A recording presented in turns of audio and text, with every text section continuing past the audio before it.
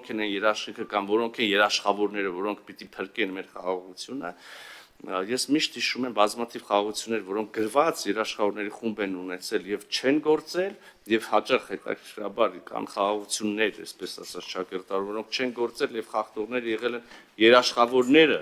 Ի վերջո եկեք խոստովանենք, որ այդ երաշխավորները երաշխավորելիս որոշակի շահեր են հետամուտ, իրենց շահերին են հետամուտ լինում եւ դրանք ինչ որ ժամանակի ինչ որ պահի թելադրում են այլ գործողություններ, քան երաշխավորել խաղաղությունը եւ հիմա մեր դեպքում ի վերջո որն է, երբ որ թղթի վրա ոչ մի